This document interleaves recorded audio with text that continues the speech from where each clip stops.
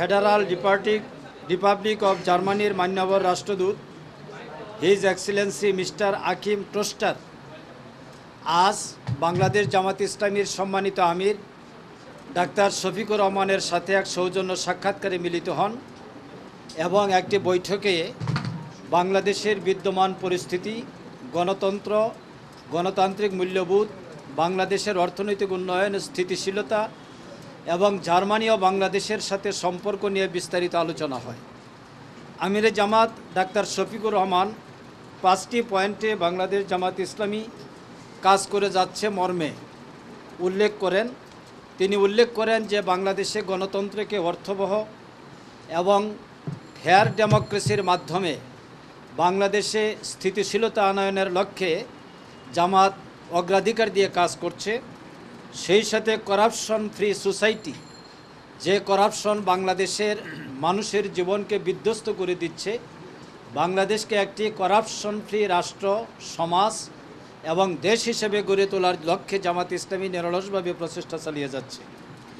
দেশে ন্যায় এবং ইনসাফ ভিত্তিক সমাজ প্রতিষ্ঠার জন্য জামাতের ভূমিকা সম্পর্কে তিনি তুলে ধরেন।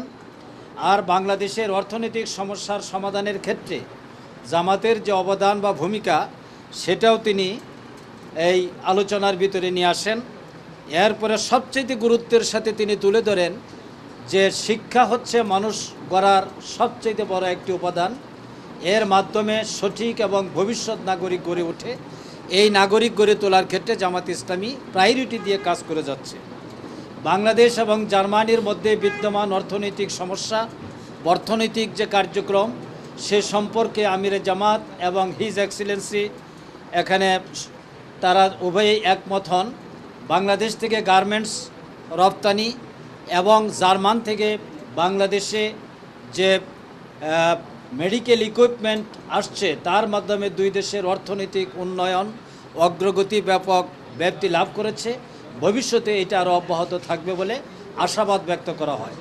আমাদের উভয়ের আলোচনাটি আমিরে জামাতের নেতৃত্বে মিস্টার এক্সেলেন্সির আলোচনা অত্যন্ত সৌহার্দ্যপূর্ণ পরিবেশে সম্পন্ন হয়। আগামী দিনে বাংলাদেশ উভয় দেশের মধ্যে সম্পর্ক উন্নয়নে আরও গুরুত্বপূর্ণ ভূমিকা পালন করবেন বলে আশাবাদ ব্যক্ত করা হয়। আমিরে জামাতের সাথে উপস্থিত ছিলেন মজলুম জননেতা, সদ্য কারামুক্ত, 14 বছর জেলে আটক থাকার পর তিনি মুক্তি লাভ করেছেন, জনাব এটিএম আজহারুল ইসলাম। আর আমি মতিউর রহমান আকন্দ উপস্থিত ছিলেন।